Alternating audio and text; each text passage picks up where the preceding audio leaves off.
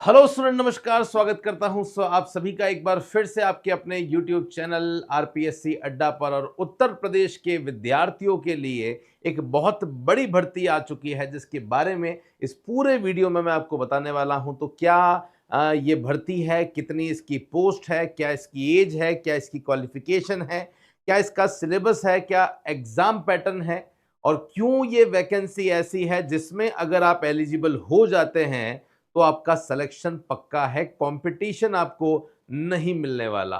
सोचो ना, अगर 3-4 स्टूडेंट में से एक का सिलेक्शन हो जाए तो इससे अच्छा क्या हो सकता है। ऐसा क्यों कह रहा हूं मैं बताऊंगा आप लोगों को। तो यूपी में कॉमर्स के स्टूडेंट्स के लिए एक बहुत बड़ी भर्ती आ चुकी है, जो सहायक लेखाकार असिस्टेंट अकाउंटेंट की है, और इसी के साथ ऑडिटर की भी भर्ती है, जिसके बारे में हम बात करेंगे। और छोटी मोटी नहीं है, वैसे भी यूपी बहुत बड़ा स्टेट है, और टोटल मिला के 1828 पदों के लिए ये जो भर्ती है वो आ रही है।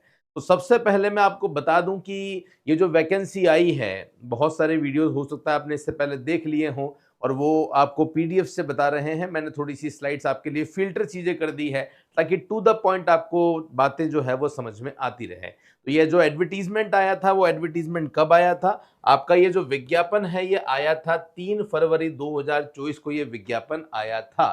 पहली बात, सर क्या फॉर्म भरना शुरू हो चुके हैं? नहीं, फॉर्म भरना शुरू नहीं हुए हैं। तो 20 फरवरी से ये फॉर्म आपके भरना जो है वो स्टार्ट होंगे, और 11 मार्च को आपका जो है वो एंडिंग डेट है। पर हमेशा मैं कहता हूं, एंडिंग डेट का इंतजार अपने को नहीं करना है, क्योंकि हो सकता है लास्ट टाइम पे कुछ ना कुछ टेक्निकल इशू रह जाए। आपको जो करना है वो यहाँ पे क्या करना है, जल्दी से जल्दी जैसे ही 20 तारीख को फॉर्म ओपन होते हैं, आपको फॉर्म भर देना है। और तैयारी तो आप अभी से शुरू कर दो। परीक्षा कब होगी ये पता नहीं है, लेकिन परीक्षा होगी, तय समय पर जल्दी होगी, ये पक्की बात है। और अगर आपको इस बड़ी वैकेंसी में सिलेक्शन लेना है तो डेफिनेटली आपको हार्ड वर्किंग करनी पड़ेगी, प्रिपरेशन करनी पड़ेगी। पद अपने आप में ही बहुत ज्यादा है, 1828 पद जो है वो बहुत ज्यादा होते हैं। और मैं कह रहा हूं, इसमें कोई अतिशयोक्ति नहीं होगी कि यहां पे उन स्टूडेंट्स को भी सेलेक्ट कर लिया जाए जिनके पैट में पीईटी जो एग्जाम है उसमें बहुत कम मार्क्स आए, है ना। क्योंकि इसकी एलिजिबिलिटी जो है वो थोड़ी सी इस प्रकार से है कि बहुत सारे जो बच्चे हैं वो यहाँ पे एलिजिबल यहाँ पे नहीं होने वाले हैं। ओके, तो 1828 पद जो है वो अपने आप में ही बहुत ज्यादा है। बात करते हैं सर, शैक्षणिक योग्यता जो है वो इसके लिए क्या चाहिए सर, ये आप हमको बता दीजिए।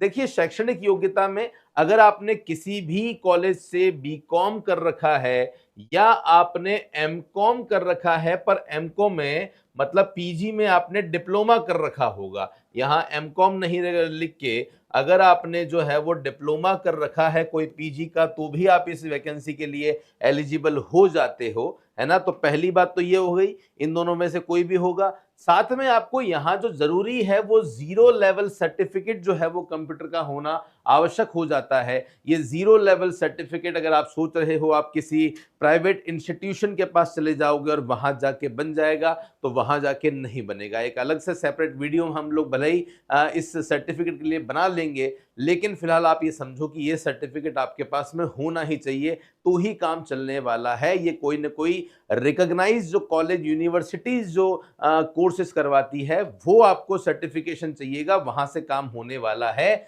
साथ में यहाँ एक बात और है, हर साल जो आपका एग्जाम होता है पीईटी का, तो ये जो पीईटी का एग्जाम है 2023 का, वो आपने दिया हो, और देने के बाद में आपके जो नंबर हैं वो उसमें पॉजिटिव आने चाहिए, तभी आप इस वैकेंसी के लिए एलिजिबल हो जाते हो। ये बात आप ध्यान रखना। इसका मतलब सर मैंने पीईटी का एग्जाम दिया, मेरे उसमें 1 नंबर आ रहे हैं, तो भी सर मैं एलिजिबल हूं क्या? हाँ, आप एलिजिबल हो, क्योंकि लगभग लगभग जितनी पोस्ट होगी ये उसके 15 गुना कैंडिडेट्स को बुलाने वाले हैं। मे बी शायद इस क्वालिफिकेशन के हिसाब से 15 गुना स्टूडेंट्स हो ही ना पाए, इसलिए इन्होंने बोल दिया कि नहीं भैया, एक बार तो सब आ जाओ। जो भी स्टूडेंट ऐसे हैं जो पॉजिटिव जिनके मार्क्स आ रहे हैं वो आ सकते हैं, जिनके नेगेटिव मार्क्स हैं या 0 मार्क्स हैं वो फिर इस फॉर्म को ना भरें, क्योंकि भरने का कोई अर्थ नहीं रह जाता है। ये बात आप लोग ध्यान रखना। तो पीईटी 2023 के लिए ही ये वैकेंसी निकाली गई है।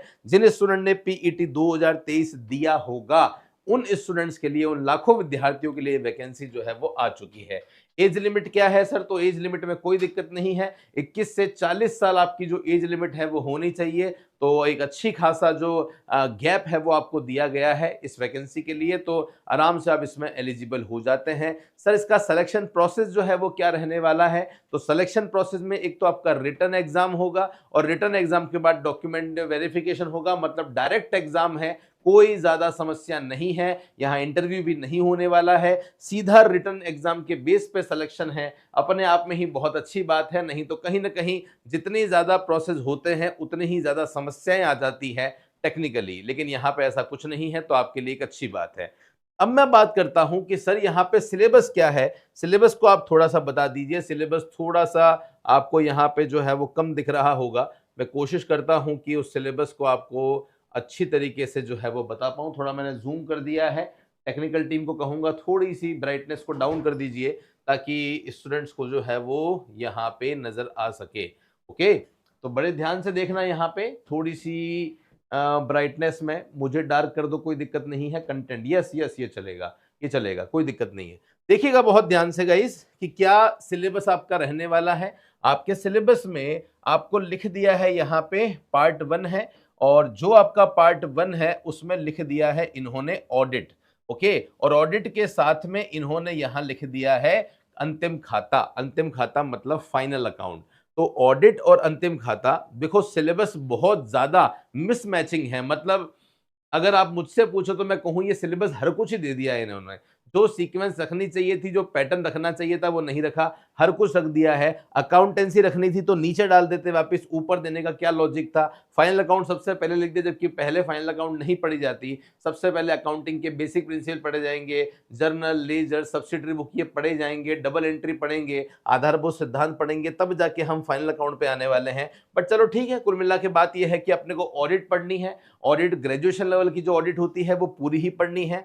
देन उसके बाद में अकाउंटेंसी के लेखांकन के जो आधारभूत सिद्धांत है वो पढ़ने हैं। Journal, ledger, trial balance, subsidiary book ये सब पढ़नी है। देन डेप्रिसिएशन पढ़ना है, डबल एंट्री सिस्टम पढ़ना है, आपको बीआरएस चैप्टर पढ़ना है। तो बीआरएस डेप्रिसिएशन इंपॉर्टेंट चैप्टर होता है, अच्छे खासे क्वेश्चन आते हैं। और वित्तीय नियमों की सामान्य जानकारी आपको पढ़नी है। जनरल फाइनेंशियल रूल जो है वो आप लोगों को यहाँ पढ़ना है।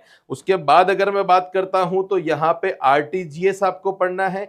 ई बैंकिंग, बजट नियंत्रण में कंप्यूटर का उपयोग क्या है ये भी आपको पढ़ना है। अब आप वेटेज देख लीजिए, ऑडिट फाइनल अकाउंट का यहाँ पे 10 क्वेश्चन आएंगे 10 नंबर के, लेखांकन अकाउंटिंग के 10 क्वेश्चन आएंगे 10 नंबर के, double entry system, BRS, financial, GFR के जो क्वेश्चन है वो 15 आएंगे, आरटीजीएस वाला जो पोर्शन है वो आपका 10 नंबर का है। और एडवांस अकाउंटिंग जो इन्होंने दे दिया है यहाँ पे, वो एडवांस अकाउंटिंग आप ध्यान से देखिएगा। एडवांस अकाउंटिंग जो आपका यहाँ पे एडवांस अकाउंटिंग वाला पार्ट है, वो एडवांस अकाउंटिंग भी यहाँ पे कितने मार्क्स का है? 10 मार्क्स का आपका एडवांस अकाउंटिंग वाला पार्ट हो जाता है। तो अकाउंटेंसी का रोल एक अच्छा खासा है, ऐसा आप कह सकते हो। एडवांस अकाउंटिंग के 10 क्वेश्चन आएंगे। टैक्सेशन और मैथमेटिक्स दोनों मिला के आपके जो क्वेश्चन है वो 10 आने वाले हैं। और सूचना सहायकी, प्रौद्योगिकी जो अवधारणाएं हैं उसके 15 क्वेश्चन, यूपी के जो जीके है उसके 20 क्वेश्चन आने वाले हैं। क्योंकि आप जानते हैं कि आरपीएससी अड्डा स्पेसिफिक जो है वो प्रिपरेशन कराता है कॉमर्स के स्टूडेंट्स के लिए। तो अगर आप कॉमर्स के स्टूडेंट्स हैं तो डेफिनेटली आप आरपीएससी अड्डा को जानते होंगे, और हमारी एक्सपर्टीज कॉमर्स में ही है। जो हमारी 15 CA, CS, PhD holder, assistant professor, UGC net जो क्वालिफाइड फैकल्टीज हैं वो भी सब कॉमर्स की ही है। तो हम आपको पूरा जो सिलेबस है वो तो नहीं करवाएंगे, आपका ये वाला जो पोर्शन है उसकी तैयारी हम लोग आपको करवाने वाले हैं। तो हम आपको कितने मार्क्स की तैयारी करवाएंगे मैं आपको बता देता हूं। हम आपको जो प्रिपरेशन करवाएंगे वो 10, 20, 30, 40 और 50 और 60, तो यहां तक 60 मार्क्स की प्रिपरेशन हम आपको करवाने वाले हैं। ये बात आप ध्यान रखना। अंक गणित लिखा हुआ है, बहुत ज्यादा नहीं है, तो अंक गणित में भी जो बेसिक अंक गणित होती है जहां से क्वेश्चन आते हैं वो डाल देंगे, इस तरीके से है। और उसके बाद में जो आपका यहाँ बचता है ना 10, 20, अच्छा सॉरी यहाँ 15 है, तो 10, 20, देन उसके बाद में 35, 35 के बाद में ये हो गया है 45, और ये 55 और ये 65। तो 65 मार्क्स की जो प्रिपरेशन है 100 में से ये हम करवाने वाले हैं। बाकी में हम लोग हाथ नहीं डाल रहे हैं क्योंकि वहां पे हमारा एक्सपर्टीज जो है वो नहीं है। तो ये हमारा कोर्स आपको अवेलेबल होने वाला है। 100 में से 65 नंबर आपके 100% बहुत बढ़िया तरीके से हम लोग करवा देंगे बिना किसी समस्या के, ये बात ध्यान रखना। ओके गाइज, तो ये मैंने आपको सिलेबस बता दिया है, अच्छा खासा रोल है। अगर आप यहां देखते हैं तो ऑनलाइन जो प्रक्रिया है वो तो वैसे भी बहुत कम रहती है, तो बहुत कम ऑनलाइन प्रक्रिया यहां पर रखी गई है। आवेदन शुल्क जो है वो आपको मात्र 25 रुपए जो है वो देना है, जिसके साथ आप इस फॉर्म को भर सकते हैं। तो मेरे हिसाब से इस वैकेंसी से संबंधित आपको जो बेसिक इंफॉर्मेशन है वो सारी पता चल गई होगी, कहीं कोई दिक्कत नहीं है। बाकी और डिटेल वीडियो हम लोग बना लेंगे, लेकिन हाँ एक बार ये मैंने बता दिया है कि जो भी स्टूडेंट यहाँ पे प्रिपरेशन कर रहे हैं या करना चाहते हैं वो तैयार हो जाओ, ऐसी वैकेंसी बार बार नहीं आती है। हमारा जो नया बैच है वो हम लोग शुरू कर रहे हैं, तो जो भी स्टूडेंट जुड़ना चाहते हैं हमारे साथ में, कॉमर्स की सबसे बड़ी टीम के साथ में, तो बिल्कुल जुड़ जाइएगा। UP triple SC assistant accountant का जो बैच है हमारा, ये बैच हम लोग शुरू करेंगे। इस बैच को हम लोग शुरू करेंगे कब से, तो हम इस बैच को शुरू करने वाले हैं कब से, 10 फरवरी से। तो 10 फरवरी से हमारा ये जो बैच है ये आपको मिल जाएगा, क्लासेस आपको मिलने लग जाएगी, आप लोग पढ़ना स्टार्ट कर दो।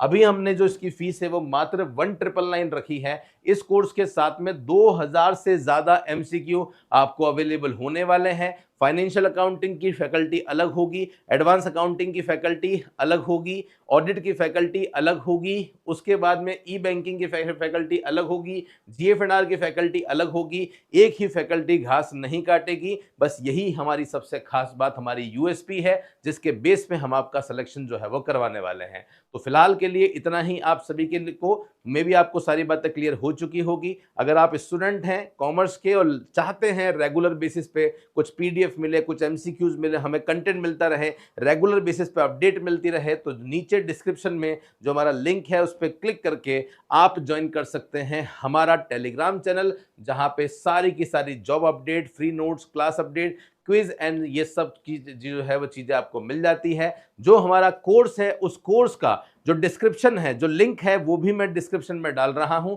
उस पर क्लिक करके हमने कंटेंट एक बार अपलोड कर दिया है, वो भी आप जरूर देख लीजिएगा ताकि आपको आइडिया लग जाए कि हम क्या क्या आपको प्रोवाइड जो है वो करने वाले हैं। So wish you all the best. आप सभी को लग जाइए और इस बार किसी भी हाल में इस एग्जाम में सेलेक्ट होके ही आपको रहना है। ओके, चलिए, धन्यवाद। Thank you so much. Bye bye.